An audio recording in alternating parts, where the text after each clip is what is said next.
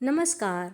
आज सुनिए समकालीन हिंदी साहित्य की रचनाकारों में विशिष्ट स्थान रखने वाली लेखिका शिवानी जी की एक प्रसिद्ध कहानी भूमि सुता। शिवानी जी का पूरा नाम गौरा पंत शिवानी है। उनके साहित्य के विषय नारी जीवन, नारी मनोविज्ञान, सामाजिक विषमता एवं उसका विरोध आदि रहे हैं।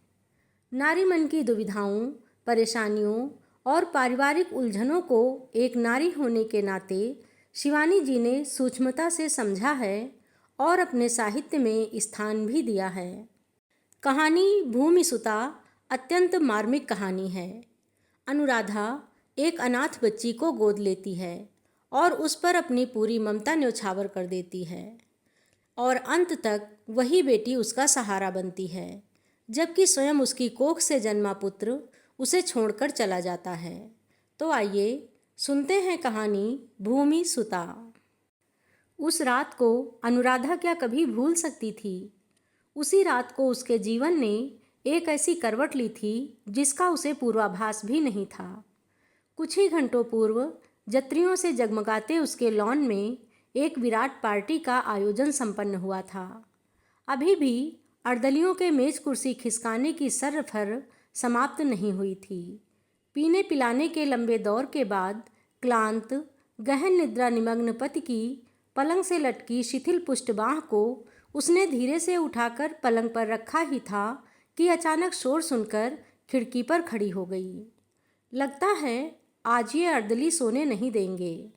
सोचा नीचे जाकर डांटना ही पड़ेगा, तभी चुप होंगे। गाउन डालकर नीचे उतरी तो देखा शोर लॉन से सरक कर सड़क पर चला गया है। नौकरों की भीड़ का घेरा न जाने क्या देखने एक दूसरे पर गिरा जा रहा था। तब कोई दुर्घटना घट गई थी। कहीं उन्हीं की पार्टी की किसी मदालस अतिथि की कार तो दुर्घटनाग्रस्त नहीं हो गई? वह तेजी से सड़क पर आ गई।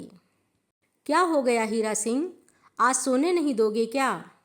उसकी आवाज़ सुनते ही उसका फौजी अर्दली भागता भागता बड़े अदब से हाथ बांधे खड़ा हो गया।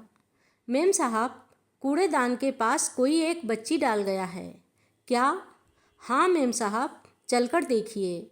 ऐसी ठंड में पता नहीं कौन कसाई ऐसी फूल सी बच्ची को मरने छोड़ गया है। अनुराधा एक पल को ठिठकी। क्या उसका वहाँ जाना उचित होगा? वह ब्रिगेडियर बालकृष्ण राव की पत्नी थी। वह जग गए तो? वह ब्रिगेडियर तो अपना ही नहीं, अपनी पत्नी का भी एक एक कदम फौजी अनुशासन में बांधकर चलता था। पर फिर कुछ कुतूहल और कुछ शायद उसकी नियति ही उसे वहाँ खींच ले गई थी। उसे देखते ही भीड़ का घेरा स्वयं बड़े अदब से सिमट गया। कूड़ेदान के पास एक चादर में लिपटी वह नवजात फूल सी बालिका मरी बटेर की सी गर्दन डाले चुपचाप पड़ी थी। दोनों नन्ही मुट्ठियाँ कानों से सटाए जैसे अभी भी माँ के गर्भ में सो रही हो, कोलाहल से बेखबर। लगता है मर गई है मेम साहब। और फिर बिना उसकी पुष्टि की प्रतीक्षा किए अर्दली ने अधैर्य से उसे उठा लिया। सांस चल रही है, अभी जिंदा है। मैं इसे अपने क्वार्टर में ले जाऊं मेम साहब? मेरी बेटी के अभी 5 दिन पहले बेटा हुआ है। उसका दूध पीकर शायद यह जी जाए। अनुराधा ने कुछ नहीं कहा, पलटकर चली गई। पलंग पर लेटते ही उसकी आंखों से आंसू झरने लगे। एक वह थी विवाह के 15 वर्ष बीतने पर भी संतान का मुंह देखने को तरस रही थी। कितने अनुष्ठान, कितनी पूजा, कितने व्रत किए, कितने ज्योतिषी नजूमियों के पास भटकी, कितने मंदिरों में नाक रगड़ी, कितनी दरगाहों में मत्था टेका, गिरजाघर, गुरुद्वारा, कुछ भी तो नहीं छोड़ा, फिर भी गोद नहीं भरी। पति की प्रताड़ना की अवहेलना कर वह राजस्थान के उस बीहड़ इलाके में स्थित उस वरदाई मजार के दर्शन कर फल खा आई थी, जिसके विषय में उसने किसी पत्रिका में पढ़ा था कि यदि किसी भाग्यवती को वह फल मिल गया और उसने खा लिया तो फिर वंध्या बनी रहने का प्रश्न ही नहीं उठ सकता था।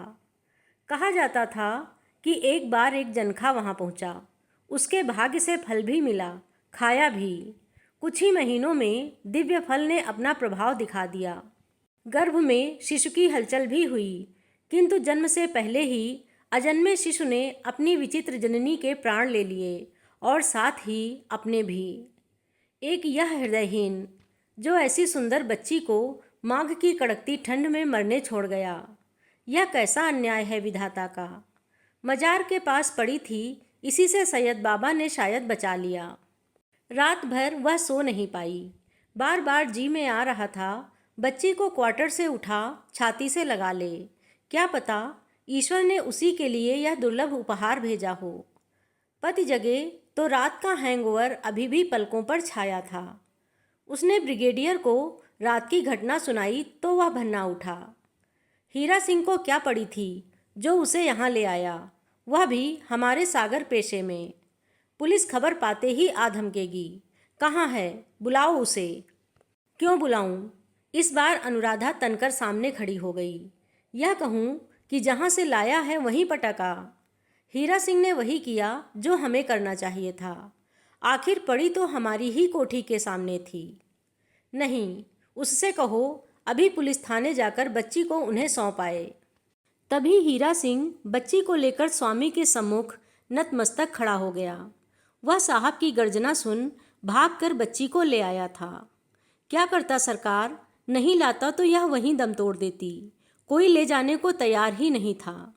वे सब थे बुद्धिमान और तुम हो मूर्ख। हमेशा रहोगे पल्ले सिरे के बेवकूफ़। अब जाओ, दफा हो जाओ। ब्रिगेडियर का चेहरा तमतमा उठा था। नहीं, अनुराधा ने बच्ची को हीरा सिंह की गोद से छीनकर छाती से लगा लिया। यह कहीं नहीं जाएगी, यहीं रहेगी। पागल हो गई हो क्या? सोचा है इसका परिणाम क्या होगा? ब्रिगेडियर फिर धारा प्रवाह अंग्रेजी में पत्नी को डांटने लगे। मैं पालूंगी इसे, आने दो पुलिस को। क्या कर लेगी हमारा? हम क्या इसे किसी से छीन कर लाए हैं या चुरा कर? हाँ, इसका कोई रिश्तेदार लेने आया तो दे देंगे। पर तुम क्या सोचते हो, जो इसे इस बेरहमी से सड़क पर मरने छोड़ गया है वह इसे लेने आएगा? देखो गले पर निशान। लगता है कसाई ने इसे मारने में कोई कसर नहीं छोड़ी। 2 दिन तक ब्रिगेडियर ने अनुराधा को कितना समझाया। अनुराधा, न जाने किसके पाप की गठरी है। लोग 10 बातें करेंगे। फिर कभी यह भी सोचा है कि बड़ी होगी तो समाज इसे स्वीकारेगा? पर वृश्चिक राशि और वृश्चिक लग्न में जन्मी अनुराधा जो एक बार ठान लेती थी वह करके ही छोड़ती थी। उन दिनों उसके मामा भी उसके पास आए हुए थे। उन्होंने इस मातृ पितृ विहीना भांजी को पाल पोस कर बड़ा किया था, कन्यादान किया था।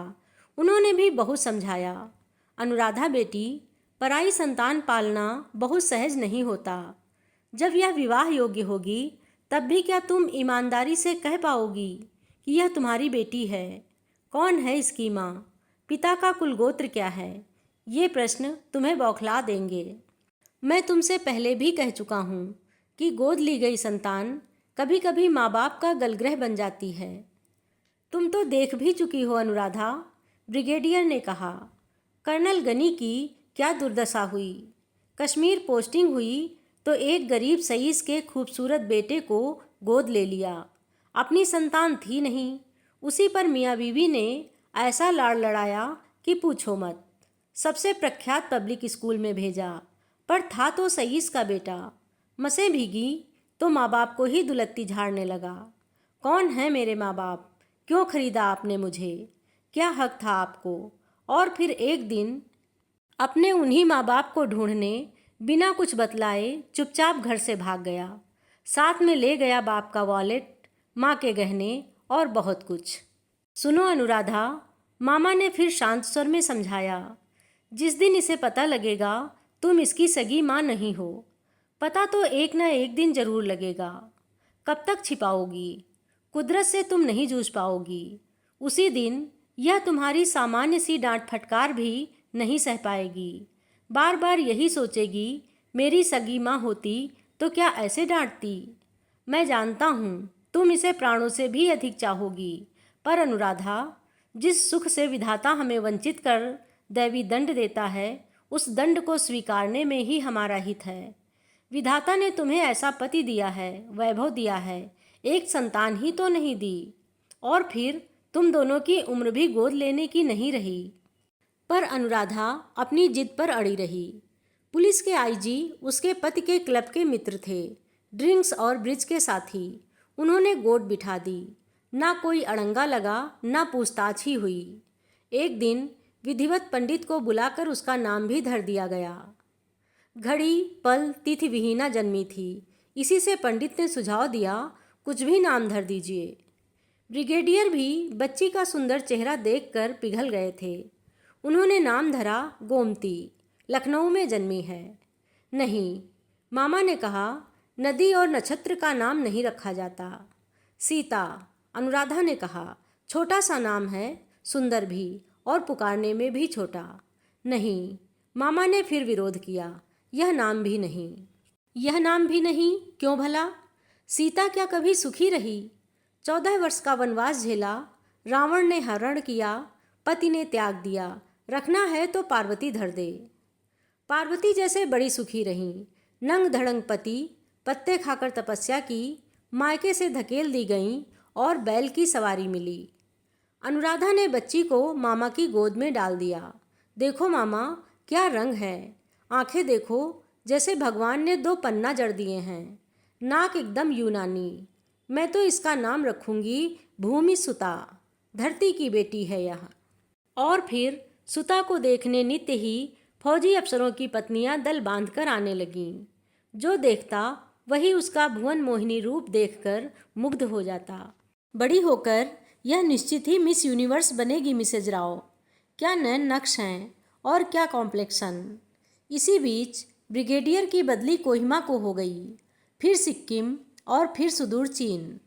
सुता स्कूल जाने लगी थी। तभी एक और चमत्कार हुआ।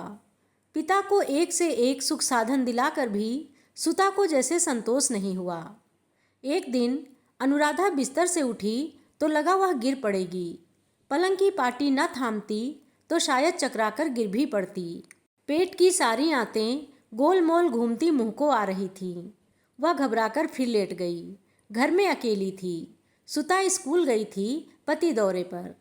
घर में एक चीनी नौकरानी थी जो न उसकी भाषा समझती थी न वह उसकी। पर 2-3 दिन तक लगातार स्वामिनी की यह अवस्था देख वह समझ गई।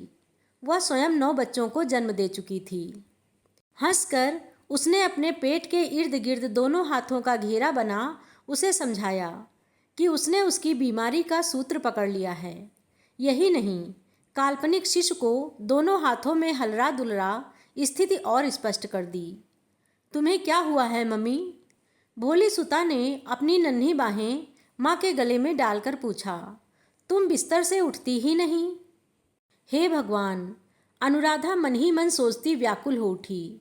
40 वर्ष की वयस में विधाता का यह अद्भुत दान वह अंत तक ग्रहण कर पाएगी या उसी जनखे की तरह उसे भी जान से हाथ धोना पड़ेगा। इतने वर्षों से जिसके लिए वह तरस रही थी, वह आज अचानक विधाता उसे क्या सचमुच दे रहा है? क्या यह संभव था? एक बार बहुत पहले भी तो ऐसा ही हुआ था। विवाह के दूसरे ही वर्ष यही लक्षण ब्रिगेडियर को कितना उत्साहित कर गए थे। डॉक्टरनी ने तो बधाई भी दे दी थी, पर एकाएक स्वयं ही तप्त धरणी से वे बादल स्वयं बिना बरसे ही चले गए थे। धीरे धीरे वे सुखद लक्षण स्वयं लुप्त हो गए। क्या आज भी वैसा ही कुछ हो रहा है? चिंतातुरा अनुराधा पति की प्रतीक्षा करती रही। जब बताया तो वह हो कर हंसने लगा। पागल हो गई हो क्या? यह तुम्हारे मेनोपॉज का टाइम है। सुना है इसमें ऐसा होता है। किंतु चीनी नौकरानी का निदान ठीक था। डॉक्टरनी ने पुष्टि की और पूछा, पहली संतान कब हुई थी? कभी नहीं, ब्रिगेडियर ने कहा। तब कल आपके साथ जो वह प्यारी सी बच्ची थी वह कौन थी? हमारी गोद ली गई बेटी। पर doctor, are you sure? Brigadier को अभी भी विश्वास नहीं हो रहा था। 100% श्योर। टेस्ट में आ गया है, पर आपको बहुत सावधानी बरतनी होगी Mrs Rao. Bed rest, no driving, no smoking, no drinks, वाहन भी नहीं। इस उम्र में प्रसव बहुत कठिन होता है मिसेज राव। संतान भी एकदम स्वस्थ एवं नॉर्मल हो, इसकी भी मैं पुष्टि नहीं कर सकती। पर प्रसव भी स्वाभाविक हुआ न सिजेरियन न फोर्सिप्स। बच्चा पूरे 8 पाउंड का गोल मटोल गोरा चिट्ठा मोम का पुतला। सुता तो भाई को पाकर बौरा गई थी, हर वक्त गोद में लेने की जिद करती। तू हमारी भाग्य लक्ष्मी है सुता, ब्रिगेडियर कहते। तू ही तो पीठ पीछे भाई लाई है। देखो अनुराधा, सुता पर तुम्हें अब और ध्यान देना होगा। भाई के लिए उसके मन में कभी ईर्ष्या का अंकुर न उगने देना। अनुराधा सांवली थी और ब्रिगेडियर था घोर कृष्णवर्णी, पर बेटा था एकदम बगुले का पंख। पता नहीं यह रंग कहाँ से ले आया पट्ठा, कहाँ से पाया। ब्रिगेडियर ने हंसकर कहा, सुता से अपनी बहन का रंग पाया है इसने। अनुराधा मुग्ध दृष्टि से पुत्र को देख रही थी। ब्रिगेडियर ने उसी क्षण उसका नाम धर दिया था रजत, रजत राव। बड़ा होगा तो आर कहकर पुकारेंगे इसे। मुझसे भी बड़ा ओहदा हासिल करेगा। कटोरे पर कटोरा, बेटा बाप से भी गोरा, समझी। ठीक ही भविष्यवाणी की थी ब्रिगेडियर ने। बेटा सचमुच ही बाप से भी गोरा निकला। वर्षों बाद स्वदेश लौटे तो ब्रिगेडियर राव जनरल राव बन चुके थे। अवकाश प्राप्ति सन्निकट थी, पर उन्हें अपने आसन्न वानप्रस्थी जीवन की कोई चिंता नहीं थी। बेटी सुता अहमदाबाद में MBA कर रही थी। बेटा विदेश सेवा में आ गया था। उनकी निरंतर प्रवास यात्रा ने उन्हें रंच मात्र भी क्लांत नहीं किया था। शरीर अभी भी पूर्ववत संतुलित बना रह गया था। चीनी खाने की लालिमा कपोलों पर स्थायी रूप से रचबस गई थी। उदर की परिधि 1 सेंटीमीटर भी नहीं बढ़ी थी। अंतर हुआ तो बालों में। कनपटी पर हल्की सफ़ेदी उतर आई थी, किंतु मूछें अभी भी काली थीं। राव ने शरीर की आकर्षक गरिमा बनाए रखने के लिए वैसा ही त्याग भी किया था। कड़ी कवायद, मीलों की जॉगिंग, जबान पर चीनी का दाना नहीं आने दिया। रात को केवल सूप और लंच में उबली सब्जी, समुद्री घास पत्ते और फलों का रस। अनुराधा भी पति की सेहत के साथ कदम पर कदम मिलाकर चली थी। इसी से तन्वी देह में छटाक भर मांस भी नहीं चढ़ने दिया। उस पर उसकी पहनने ओढ़ने की रुचि सदा से बेजोड़ रही थी। जनरल बनने के बाद राव के चेहरे पर सामान्य सा अहंकार अवश्य झलकने लगा था। आगे पीछे ADC, 3-4 गाड़ियाँ, अदब से दुहरी होती पूरी बटालियन। भला ऐसी प्रभुता किसे मदमस्त नहीं करती। वैभव बढ़ता गया, रिश्ते कमज़ोर पड़ते गए। नए मित्रों की संख्या बढ़ी, पुराने चेहरे स्मृति से विलुप्त हो गए, किंतु एक मित्र को वे कभी नहीं भूले, कर्नल माथुर। पति पत्नी दोनों जनरल को और अनुराधा को अब भी उतने ही प्रिय थे। उन्हीं ने जनरल की अनुपस्थिति में ठीक अपनी कोठी के सामने उनकी शानदार कोठी बनवा दी थी। पुत्री की उन्हें कोई चिंता नहीं थी। वह पहले ही घोषणा कर चुकी थी कि वह आजीवन कैरियर को ही प्रतिरूप में वर्ण करेगी। मैं शादी नहीं करूंगी पापा, आप दोनों धकेल भी देंगे तो भी इस घर से नहीं जाऊंगी। बेचारी सुता तब क्या जानती थी कि एक दिन नियति उसे उसी बेरहमी से उसी चौराहे पर धकेल देगी जहां एक बार पटक गई थी। पुत्र की भी उन्हें चिंता नहीं थी। ऊंचा अगला गबरू जवान, रत्न जड़ित सिंहासन वाली नौकरी, उसके लिए भला रिश्ता क्यों ढूंढें। ऐसे वांछनीय वर को तो रिश्ते स्वयं ढूंढ लेते हैं। पर अनुराधा को पुत्र के प्रति पति की यह उदासीनता अखरती थी। कभी उससे सीधे मुंह बात नहीं करते। यह मत करो, वह मत करो, स्मोक मत करो, लड़कियों के साथ मत घूमो। आखिर बच्चा तो वह रहा नहीं। बचपन में ही बोर्डिंग में डालकर उसने बड़ी भूल की थी। यह एहसास उसे अब होने लगा था। माता पिता से रजत का रिश्ता हमेशा के लिए गर्मी की छुट्टियों वाला रिश्ता रह गया था, महज औपचारिकता का रिश्ता। न बेटा बाप से सीधे मुंह बात करता, न बाप बेटे से। उधर सुता कभी किसी शिकायत का मौका नहीं देती। कभी कॉफ़ी बनाकर ला रही है, कभी उनके गोल्फ के दस्ताने टोपी थमा रही है, कभी इस्त्री किया रुमाल। यहाँ तक जनरल के जूतों में पॉलिश भी वह स्वयं करती, वह भी ऐसा कि मुंह देख लो। मैं हमेशा आदमी के जूते देखकर उसके व्यक्तित्व को जांचता हूँ सुता। जिसके जूते धूल से सने बिना पॉलिश किए होंगे, उसका मन भी वैसा ही होगा, आलसी, धूल से सना, फूहड़। अवकाश प्राप्ति के पश्चात दिन रात जूते चमकाने वाले अर्दली तो रहे नहीं। इसी से छुट्टी में घर आती तो सुता ही वह काम करती। छुट्टियां खत्म होती, वह चली जाती तो जनरल का मूड उखड़ जाता। उसके जाने के तीसरे ही दिन रजत छुट्टी में अचानक घर आ गया। एक तो जनरल का मूड वैसे ही उखड़ा था, अचानक उसे देख गुर्रा पड़े। क्यों, कैसे आ गए? क्यों, आपको मेरा आना अच्छा नहीं लगा क्या? देखा मम्मी? अनुराधा ने हंसकर बात टालने का प्रयत्न किया। तेरे पापा को सुता के जाने का बुरा लगा है, अब तू आ गया है, चल अच्छा किया। पापा, वह जैसे लड़ने को ही एक दिन की छुट्टी लेकर आया था। आपने और मम्मी ने मुझे बताया क्यों नहीं? क्या नहीं बताया रजत? माँ का कंठस्वर सदा की भांति शांत अविचलित था, पर पिता की आग्नेय दृष्टि उसे और भड़का गई। यही कि दीदी आपकी गोद ली हुई बेटी है, मेरी सगी बहन नहीं है। यहीं पर असहिष्णुराव एक भयंकर भूल कर बैठे। एक तो 2 दिन से बढ़ा हुआ रक्तचाप कनपटी पर हथौड़े मार रहा था, उस पर बेटे का यह बेहुदा सवाल। अपनी कुर्सी से एक झटके से उठे और खींचकर पुत्र के गाल पर ऐसा तमाचा मारा कि 5 अंगुलियों के हस्ताक्षर उभर आए। अनुराधा हतप्रभ होकर दोनों को देखती रही। 1 ही वर्ष पहले तो राव की बाईपास सर्जरी हुई थी। क्या कर रहे हैं आप? जवान बेटे पर ऐसे हाथ उठाया जाता है? हाँ, 1000 बार उठाऊंगा।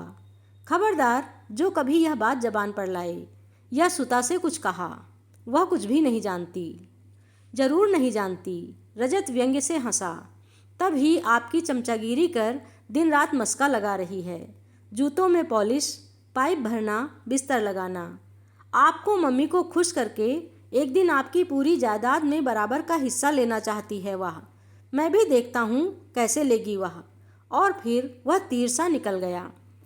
और ऐसे अनुराधा एक बार फिर निपुती बन गई। वह बेटा फिर बाप के रहते कभी नहीं लौटा। उस दिन से जनरल में आश्चर्यजनक परिवर्तन हो गया। मौत तो उसी दिन हो गई, केवल स्वयं अपनी निष्प्राण लाश ढोते रहे। न हंसते, न बोलते, न ठीक से खाते। अब तक कठिन प्रयत्न से, संयम से सुरक्षित उनका यौवन दुर्ग अकस्मात ढह गया। 8 ही दिन में आनंदी चेहरे पर विषाद की झुर्रियाँ उभर आईं। आँखों के नीचे अनिद्रा की चांदमारी के छिद्र उभर आए। डेंचर उतार कर उन्होंने स्वयं खिड़की से बाहर फेंक दिया। शेर बूढ़ा हो गया था, पर अभी भी ऐंठ नहीं गई थी। दिन भर कमरे में पड़े रहते। अनुराधा ने उनके मित्र कर्नल माथुर को सब बताकर कहा, अब आप ही समझाइए उन्हें। पता नहीं किस दुश्मन ने बता दिया रजत को। कर्नल के प्रयत्न से स्थिति में थोड़ा बहुत सुधार हुआ, पर उस दिन के बाद घायल शेर बाहर नहीं निकला। रजत नहीं लौटा। एक पत्र से ही उसने माँ को सूचित किया था कि उसकी पहली पोस्टिंग मॉस्को में हुई है। पत्र में ना पिता का नाम था, ना दीदी का। अनुराधा ने चिट्ठी फाड़कर फेंक दी थी, किंतु ममता के बंधन क्या इतनी सहजता से टूटते हैं? एक दिन राव ने स्वयं ही पूछ दिया, उसकी कोई चिट्ठी आई क्या? किसकी? अनजान बनकर अनुराधा ने पूछा। और किसकी? उस हरामजादे की, तुम्हारे बेटे की। हाँ, मॉस्को में पहली पोस्टिंग हुई है। उधर सुता की पढ़ाई पूरी हो चुकी थी। कई जगह इंटरव्यू देने में जुटी थी वह। घर आई तो पापा को देखकर वहीं ठिठक कर खड़ी रह गई। डेंचर क्या हुआ पापा? कैसे अजीब लग रहे हैं आप, एकदम बूढ़े। बूढ़ा तो हो ही गया हूँ सुता। तुम्हारा बाप क्या हमेशा जवान रहेगा? हाँ हाँ, मेरा बाप हमेशा जवान था और रहेगा। ममा, पापा क्या बीमार थे? डेंचर टूट गया तो दूसरा क्यों नहीं बनवाया? अनुराधा की आंखों में आंसू आ गए। पति के जिस व्यक्तित्व पर उसे गर्व था, वही उसके देखते देखते टुकड़ों में बिखर रहा था और वह कुछ नहीं कर पा रही थी। कितनी सुंदर लग रही थी सुता, जैसे खिला गुलाब। कमर तक झूल रही चोटी, छरहरा शरीर, झलके मारता गौरवर्ण और हरी झील सी आँखें। जानते हैं पापा, आपके लिए एक सरप्राइज लाई हूँ। उसकी आँखों में उत्साह, उमंग की सहस्र तरंगें तिर रही थीं। राव का कलेजा डूब गया। कहीं किसी प्रेम वेम का चक्कर तो नहीं? संभावित वियोग की आशंका राव को त्रस्त कर गई। क्या वह भी उन्हें बुढ़ापे में अकेला छोड़ जाएगी? कैसे जिएंगे उसके बिना? क्या है सुता, बताती क्यों नहीं? क्या पापा के लिए ही सरप्राइज लाई है, मेरे लिए नहीं? अनुराधा ने उसके दोनों हाथ थाम लिए। कहीं स्वयंवर रचाकर तो नहीं आई? नहीं ममा, मैंने आपसे कहा है ना, मैं कभी विवाह नहीं करूंगी। आप दोनों को छोड़कर कहीं नहीं जाऊंगी। हमें घर दामाद रखने में भी कोई आपत्ति नहीं होगी बेटी, अनुराधा ने हंसकर कहा। मम्मा, मुझे सिटी बैंक में नौकरी मिल गई है, इसी महीने ज्वाइन करना है। अब आपको नहीं छोड़ूंगी, आप दोनों मेरे साथ रहेंगे। अरे, रजत की ट्रेनिंग भी खत्म हो गई होगी, कहाँ है वह? अब तो भूले भटके भी चिट्ठी नहीं लिखता। एकाएक दोनों का चेहरा फक पड़ते देख वह बुद्धिमती समझ गई कि कहीं कुछ गड़बड़ अवश्य हुई है। भाई को वह जानती थी, वह उद्धत, उद्दंड, अविवेकी लड़का कुछ भी कर सकता था। चल, तू नहा धोकर आ, फिर फुर्सत से बातें करेंगे। रात को खाने की मेज पर पिता की अस्वाभाविक चुप्पी देख वह समझ गई कि कहीं उन्होंने गहरी चोट खाई है, पर वह चुपचाप सिर झुकाए खाती रही।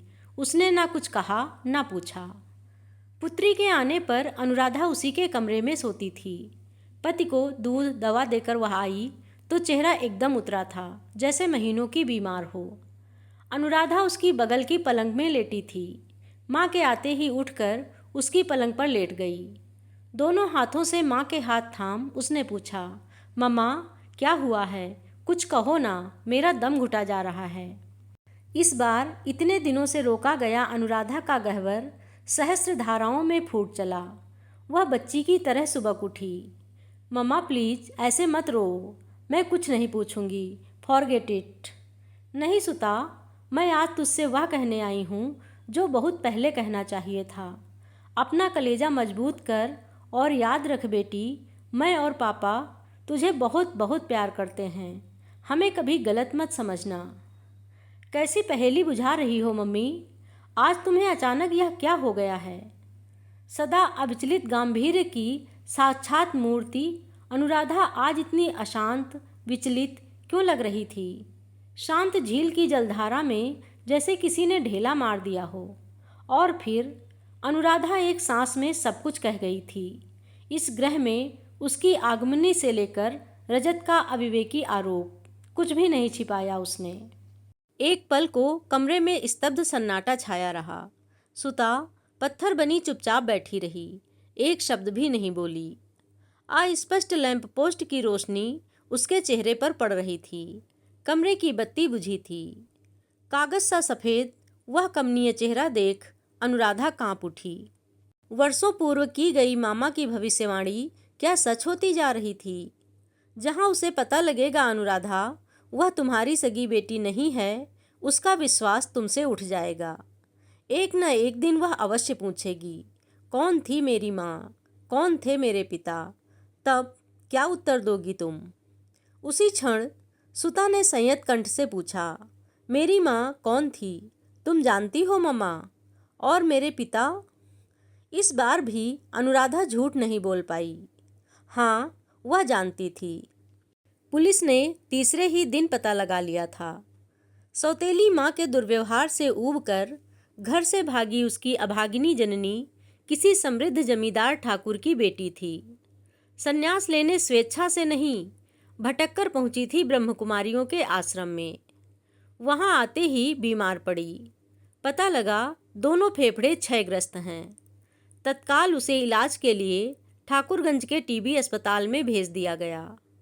पूरे 6 महीने में स्वस्थ होकर लौटी तो स्वास्थ्य एवं रूप देखकर हेड वैष्णवी दंग रह गई।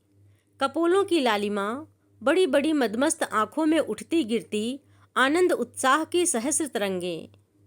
आज तक जटिल रोग से पिचके क्षुधातुर उदर के अस्वाभाविक उभार का रहस्य जब उजागर हुआ तो बहुत देर हो चुकी थी।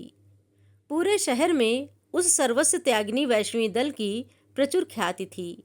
श्वेत वस्त्रों में लिपटी, बिना दाएं बाएं नजर उठाए वे कभी कभार देव दर्शन को निकलती तो लोग श्रद्धा से स्वयं नतमस्तक हो खड़े हो जाते। वह अभागिनी कहाँ से कालिख पोतने आ मरी। नहीं, उसे शरण देने का अर्थ ही था पाप को प्रश्रय देना।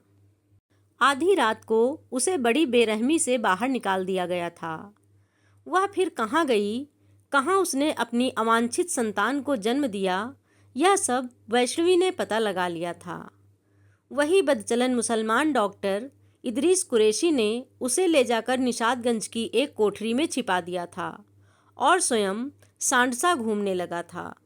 स्पष्ट था कि उसी ने प्रसव कराया और फिर मासूम माँ का गला घोट लाश गोमती में फेंक दी थी। पोस्टमार्टम में गले में अंगुलियों के स्पष्ट निशान मिले थे। वह आत्महत्या नहीं, निर्मम हत्या है। राव के मित्र पुलिस कमिश्नर मिश्रा ने कहा था। जिस धोबी ने ये सब देखा वह गवाही देने को तैयार नहीं है। न कोई गवाह है, न सबूत। डॉक्टर पकड़ा भी गया तो बड़ी आसानी से छूट जाएगा।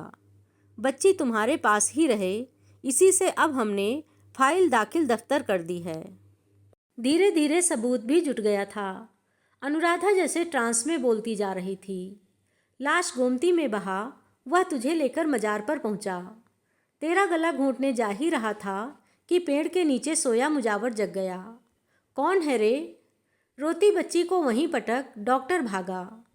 चेहरा नकाब से ढका था। हड़बड़ी में नकाब गिर गई और मुजावर ने पहचान लिया। यह तो ठाकुरगंज का डॉक्टर कुरैशी है। वह भी तो उनका मरीज रह चुका था। जब तक उसने शोर मचाया, डॉक्टर तेजी से कार चलाकर गायब हो गया था। तुमने देखा कौन रख गया है इसे? भीड़ में से किसी ने पूछा। नहीं जी, मैं देखता तो छोड़ देता उसे। बुद्धिमान मुजावर जानता था कि यह गवाही उसे महंगी पड़ेगी, पर उसने अपने मित्र हीरा सिंह को बताया और उसके पेट में क्या पानी भी कभी पच सकता था। तीसरे ही दिन मुजावर की लाश उसी पेड़ के नीचे मिली जहां वह सोता था। तेरे पापा ने ही पुलिस को फ़ोन किया, पर डॉक्टर फरार हो गया था। कहते थे दुबई भाग गया है। सुता निःशब्द बैठी थी। उसकी सुदीर्घ चुप्पी ने अनुराधा को भयत्रस्त कर दिया। नाराज हो गई सुता? वह फिर भी चुप रही। मैं सच कहती हूँ सुता, कई बार तुझे सब कुछ बताने की सोची, पर फिर साहस नहीं हुआ। तुझे भले ही गर्भ में ना रखा हो, माना तुझे हमेशा अपने ही रक्त मांस का टुकड़ा। उसका गला रुंध गया। सो जाओ मम्मी, बहुत रात हो गई है। शांत संयत स्वर में कहीं उत्तेजना नहीं थी। वह फिर चुपचाप अपनी पलंग पर लेट गई। पर उस रात ना माँ की आंखों में नींद थी, ना बेटी की। सुबह होते ही वह फिर अपनी स्वाभाविक दिनचर्या में लौट आई, जैसे कुछ हुआ ही ना हो। पापा के साथ नित्य की भांति घूमने गई, चाय बनाकर लाई, इधर उधर की बातें करती रही। एक पल को भी उसने उस अवांछित प्रसंग को उभरने ही नहीं दिया। अपने व्यवहार से, स्नेह सिक्त हंसी से वह जैसे उन दोनों को यही विश्वास दिलाने की प्राणांतक चेष्टा कर रही थी कि चाहे कुछ भी हो जाए, वह उन्हीं की सगी बेटी है और हमेशा रहेगी। आज खाना मैं बनाऊंगी मम्मा, आप किचन में एकदम नहीं जाएंगी, चुपचाप पलंग पर लेटी रहिए, समझी? ब्रिगेडियर राव ने अखबार नीचे धर तिर्यक दृष्टि से पुत्री को देखा। अब मुझे तेरी माँ की कोई चिंता नहीं रही सुता। तू किचन ही नहीं सब कुछ संभाल लेगी, मैं नहीं भी रहा तो। छी पापा, सुबह ही सुबह कैसी मनहूस बातें कर रहे हैं। इनका तो दिमाग ही फिर गया है। तू नहीं रहती है तो मुझे ऐसे ही डराते हैं। क्यों जी, पिछली बार तिरुपति में पद्मनाथन ने आपकी कुंडली देखकर कहा था ना कि दीर्घायु योग है आपका। राव ने हंसकर चाय की चुस्की ली। देखो अनु, जब समय आता है तो यमराज किसी की कुंडली खोलकर नहीं देखते, चील का सा झपट्टा मारकर ले जाते हैं। इसी से तो मैंने विल बनाकर रख दिया है, सब कुछ सुता का और रजत का। तुम्हें यूनिट से हर महीने 5,000 मिलते रहेंगे, फिर सुता तो है ही। पति ने रजत का नाम नहीं लिया और यह बात एक पल को अनुराधा के मन में कांटे सी गड़ गई। फौजी अदब कायदे की घुट्टी पी है। जिस दिन मौत चलने को कहेगी एड़ियाँ खटका सैल्यूट मारकर चल दूंगा। उसने यही किया था। दूसरे दिन सुता को जाना था। सुबह चाय की ट्रे लेकर गई तो देखा पापा गहरी नींद में सो रहे हैं। पर इतनी देर तक तो पापा कभी सोते नहीं थे। वह गहरी नींद कितनी गहरी है यह बहुत देर में समझ में आया। अनुराधा मूर्छित होकर पति की निष्प्राण देह पर लुढ़क पड़ी। एक सुता ही ने अपने शोक को बड़े साहस से पीछे धकेल दिया। वह भागकर माथुर आंटी को बुला लाई। देखते ही देखते लोकप्रिय राव के मित्रों से कमरा घिर गया। माथुर आंटी 2 वर्ष पूर्व वैधव्य का यही महादुख भोग चुकी थीं। उन्हीं ने अनुराधा को मृतदेह से विलक कर पलंग पर लिटा दिया। फिर सुता से कहा, तू माँ के पास बैठ, मैं रजत को फ़ोन करती हूँ। I have bad news for you Rajat. तुम्हारे पापा का आज सुबह कार्डियक अरेस्ट से देहांत हो गया। तुम पहली फ्लाइट से चले आओ, हम बॉडी रखे रहेंगे। एक क्षण की चुप्पी से माथुर आंटी घबरा गई थीं। क्या लाइन कट गई? हेलो हेलो, सुन रहे हो रजत? हाँ आंटी, सुन रहा हूँ, पर मैं अभी नहीं आ सकता आज। भारत के प्रधानमंत्री आ रहे हैं, मेरा आना असंभव है। आप विनोद भैया से अंतिम संस्कार करवा दें। भला प्रधानमंत्री के सामने जन्मदाता की क्या विसात। क्या हुआ आंटी? कुछ नहीं सुता, वह नहीं आ सकता। कहता है प्रधानमंत्री आ रहे हैं। सुता का चेहरा फक पड़ गया। क्या कहेगी मम्मी से? वह तो पहले ही से बुत बनी बैठी हैं। यह आघात क्या सह पाएंगी? अनुराधा की आंखों में न आंसू थे न चेहरे पर शिकन। वह निष्प्राण देह के सिरहाने स्वयं निष्प्राण बनी बैठी थी। स्त्रियों की फुसफुसाहट सुता के कानों में गरम लावा उड़ेल रही थी। रजत कब आ रहा है? एक ही तो बेटा है, कंधा देने तो जरूर आएगा। किंतु अभागा बाप पराए कंधों पर ही गया। बेटे का स्कंध स्पर्श उसे नसीब नहीं हुआ। सुता ने छुट्टी बढ़ा ली थी। माँ को अकेली छोड़ वह कैसे जा सकती थी? पर फिर अनुराधा ने ही उससे कहा, तू चली जा सुता, तेरी नई नई नौकरी है। माथुर आंटी तो हैं ना। जाने से पहले दिन वह माँ के पलंग में ही सोई। मम्मी, मैं उसका पता लगाकर रहूँगी। किसका? उसी का जिसने हमारे घर की सुख शांति भंग की, जिसने पापा के प्राण लिए, रजत को मेरा शत्रु बना दिया। पागल मत बन सुता। घबराकर अनुराधा बैठ गई। वचन दे, तू ऐसा कुछ नहीं करेगी। वह बहुत खतरनाक आदमी है, उसे ईश्वर ही दंड देगा। नहीं, दंड मैं दूंगी और तुम्हें बता जाऊंगी कि मैंने कैसा दंड दिया। तब तक घर नहीं लौटूंगी मम्मी। ढूंढ तो उसने लिया ही, दंड भी ऐसा दिया कि परिवार सहित जीवन भर तड़पता रहेगा। पर माँ को बताने का अवकाश जुटा तो माँ प्राण रहते भी निष्प्राण बन चुकी थी। पहले गई थी दुबई, पर पता लगा वहाँ प्रचुर धन ख्याति बटोर डॉक्टर कुरैशी बम्बई चले गए थे। उन्हीं के एक मित्र से बम्बई का पता लेने पहुँची तो वे उसे घूर कर देखते रहे। आप उसकी कौन हैं? कोई नहीं। वह हंसी। क्यों पूछ रहे हैं आप? माफ़ कीजिएगा, पर आपका चेहरा, आपकी आँखें, उठने बैठने का सलीका कुरैशी का है, इसी से पूछा। कभी कभी ऐसा भी होता है। वह हंसी और पता लेकर तीर सी निकल गई। बम्बई जाने से पहले उसने दुबई से घर को कई बार फ़ोन लगाया। घंटी जाती रही पर किसी ने नहीं उठाया। कहीं मम्मी बीमार तो नहीं हो गईं? जब से उसकी श्रीलंका में पोस्टिंग हुई, वह काम में ऐसी डूबी कि घर की खोज खबर लेना ही भूल गई। 2-3 चिट्ठियाँ भी लिखीं, पर ना माथुर आंटी ने उत्तर दिया, ना माँ ने। दुबई से लौटी तो आते ही फिर जनक संधान में जुट गई। सुना था भिंडी बाजार में ही डॉक्टर कुरैशी की कोठी भी है और क्लिनिक भी। किसी माफिया सम्राट ने उन्हें कोठी खरीद कर उपहार में दी थी। किसी घृणित रोग से डॉक्टर ने उन्हें मुक्ति दिलाई थी और फीस के रूप में वह कोठी मिली थी। वहीं वे अपनी बेगम और बच्चों के साथ रहते थे। कई गंदी गलियों को पार कर वह पहुंची तो संगमरमरी नेम प्लेट देख कर रुक गई। डॉक्टर इदरीस कुरैशी, गुप्त रोग विशेषज्ञ। यहाँ एड्स का यूनानी पद्धति से इलाज किया जाता है। दो मुच्छेदार वर्दीधारी द्वारपाल उसे देखते ही चौकन्ने हो गए। जब से दंगे हुए तब से उनकी सतर्क दृष्टि और पैनी हो गई थी। हिंदुआनी लगती है, एक की स्पष्ट फुसफुसाहट उसने सुन ली। किससे मिलना है? वहीं रुको, एक द्वारपाल गरजा।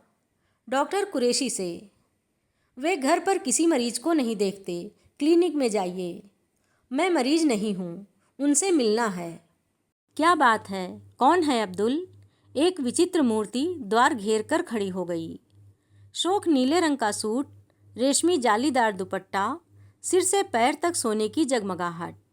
दबंग गृहस्वामिनी की मर्दानी आवाज़ बादल सी कड़की, कौन हो तुम? किससे मिलना है? सुता उस स्वर्णमंडिता मूर्ति को देख अवाक खड़ी रह गई।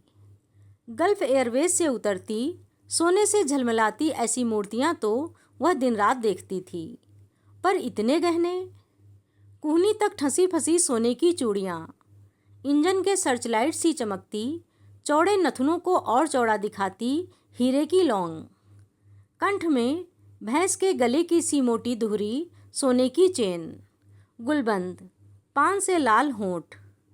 बोलती क्यों नहीं? गूंगी हो क्या? जी नहीं, गूंगी नहीं हूँ, डॉक्टर कुरैशी से मिलना है। तो सुन लो जी, डॉक्टर साहब घर पर किसी से नहीं मिलते। ऐसे ही कल वह सोनागाछी की बंगालन यहाँ धरना दिए रही, नहीं मिले तो नहीं मिले। शक्ल सूरत से तो शरीफ जादी लगती हो, यह छुतही बीमारी कहाँ से ले आई? नहीं, मैं उनसे मिले बिना नहीं जाऊंगी। अजीब सिरफिरी चौकरी है। क्या बात है आमना, कौन है? डॉक्टर शोर शराबा सुन स्वयं निकल आया। आने दो, मैं देखता हूँ क्यों मिलना चाहती है हमसे। आ जाओ बेटी। वह संबोधन सुता को एक पल को अवश बना गया।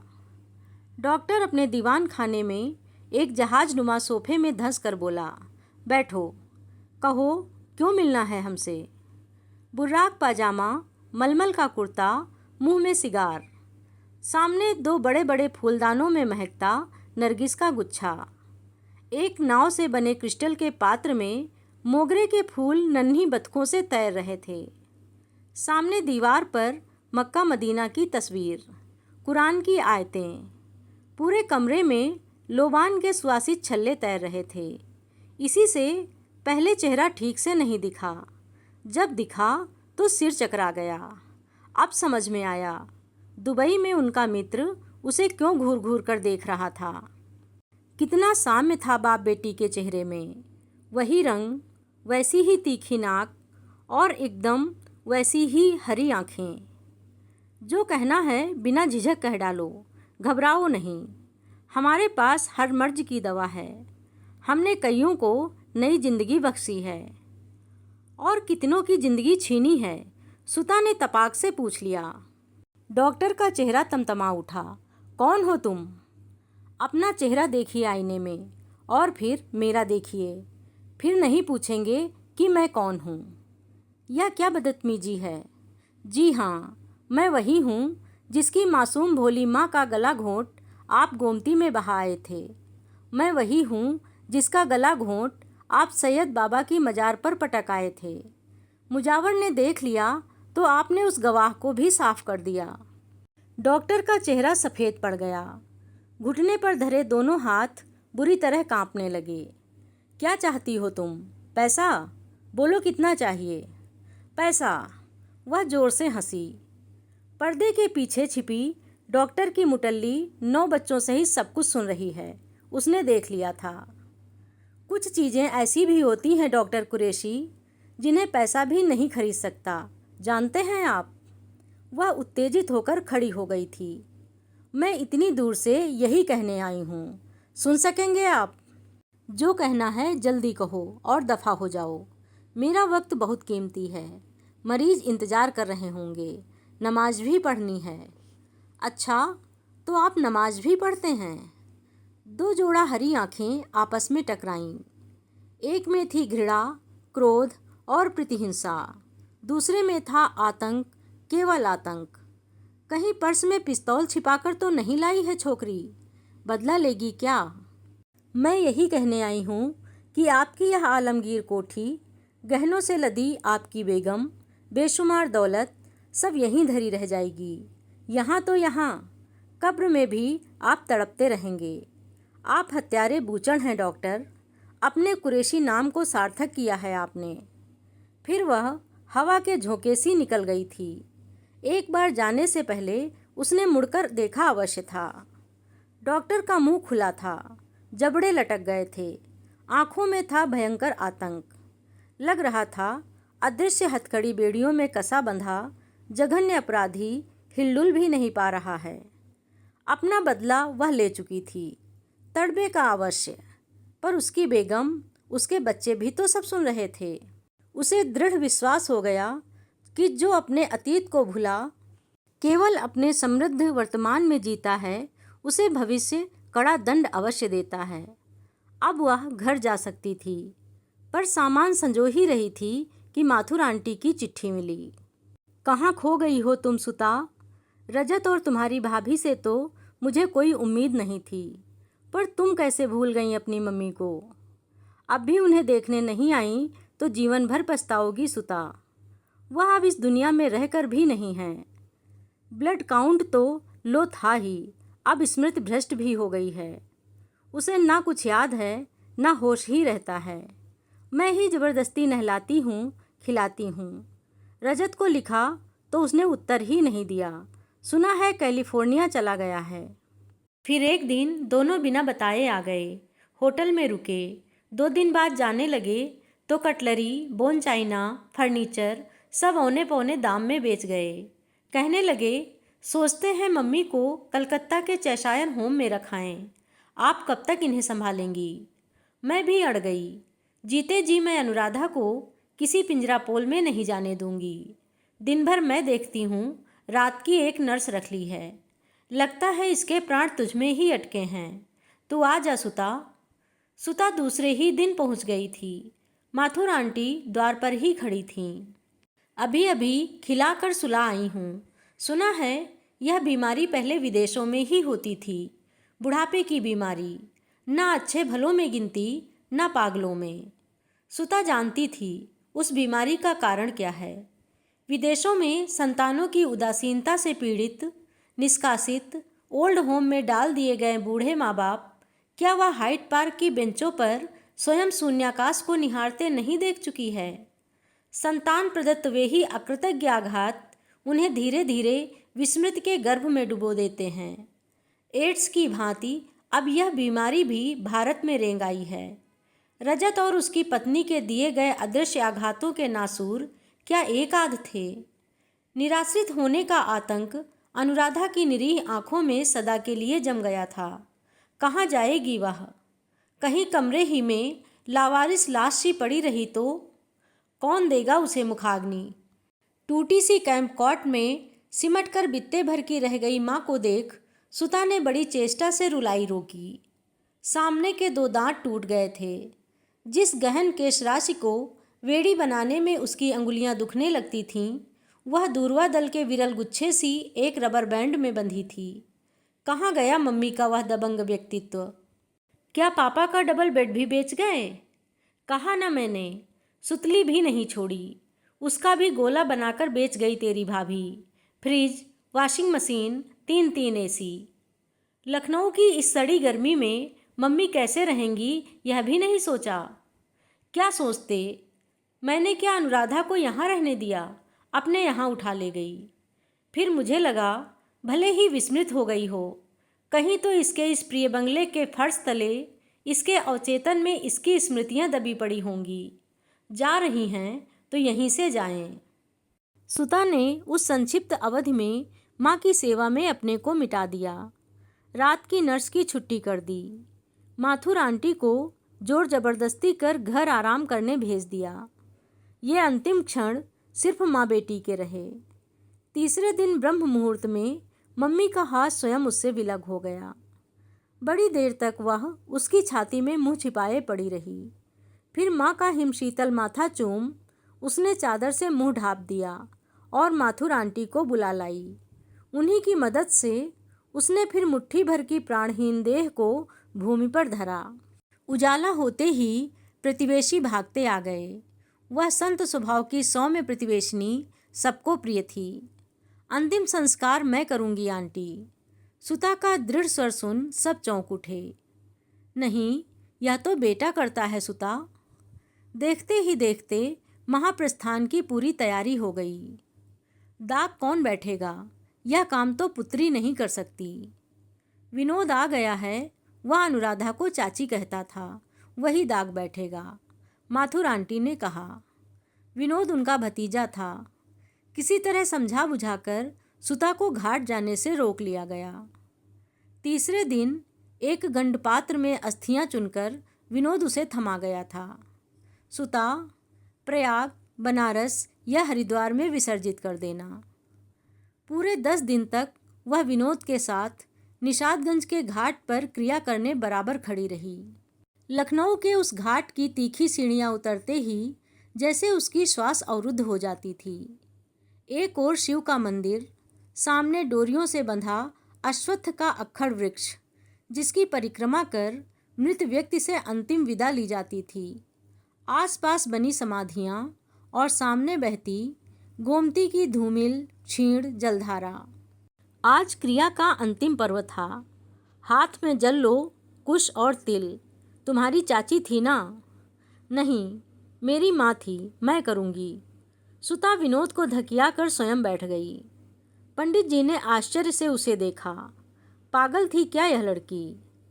तुम कैसे करोगी? पिंड तो भैया ने दिया है ना। आप कराइए पंडित जी, मैं करूँगी। उनका कोई बेटा, सगा भतीजा, भांजा नहीं है क्या? मैं ही उनका बेटा, भतीजा, भांजा हूँ, कहा ना मैंने। वह झल्लाई तो पंडित सहम गया। हाथ में जल लो, कहो गंगायां च जले मोक्षो वाराणस्यां जले स्थले अंतरिक्षे गंगा सागर संगमे ये मृताना पुनर्भवा। गंडपात्र को दोनों हाथों से विसर्जित करो। सुता ने पात्र को सिर से लगाकर जलधारा में विसर्जित कर दिया। धीरे धीरे हिलता डुलता, कभी सीधा कभी टेढ़ा होता वह पात्र बहता गया। ये मृताना पुनर्भवा। मम्मी जाओ, अब इस बेरहम दुनिया में मत लौटना, वह बुदबुदाने लगी। विनोद भैया, आप पंडित जी को घर ले जाकर दक्षिणा चुका दीजिए, मैं थोड़ी देर में आ जाऊंगी। सचमुच ही सिरफिरी लड़की है, सोचता विनोद चला गया। वह बड़ी देर तक निस्तब्ध घाट पर अकेली बैठी रही। पात्र अब आंखों से ओझल हो चुका था। वर्षों पहले इसी गोमती की उदार बाहों ने उसकी एक जननी को आश्रय दिया था। आज उसकी दूसरी माँ को भी अपनी उन्हीं उदार बाहों में ले लिया। बहन जी, वह चौंकी। मंदिर का अर्धनग्न पुजारी न जाने कब उसके पीछे आकर खड़ा हो गया था। अब आप घर जाइए, यह सड़क अब लखनऊ की बदनाम सड़क बन गई है। जब से रिंग रोड बनी है, दिन रात राहजनी, चेन खींचना, गुंडागर्दी आम बात हो गई है। कहें तो रिक्शा बुला दूं? नहीं, मैं चली जाऊंगी। वह उठ गई। जीवन की सबसे बड़ी राहजनी तो वह देख चुकी थी। जहाँ पिता पुत्री का गला घोंट सकता है, किसी भोली निर्दोष किशोरी का सर्वनाश कर अकारण उसकी जान ले सकता है, जहाँ सगा बेटा माँ को प्राण रहते भी निष्प्राण बना सकता है, इससे बड़ी राहजनी भला वह देख भी क्या सकती है। अभी आप सुन रहे थे शिवानी जी की अत्यंत हृदयस्पर्शी कहानी भूमि सुता। कहानी में उन सामाजिक रूढ़ियों को तोड़ने की प्रेरणा है जो निसंतान महिलाओं को मातृत्व सुख से वंचित कर देती हैं। साथ ही समाज में पुत्र और पुत्री को लेकर जो भेदभाव व्याप्त है, उसके प्रति भी चेतना जागृत की गई है। कहानी आपको कैसी लगी कमेंट बॉक्स में ज़रूर लिखिए।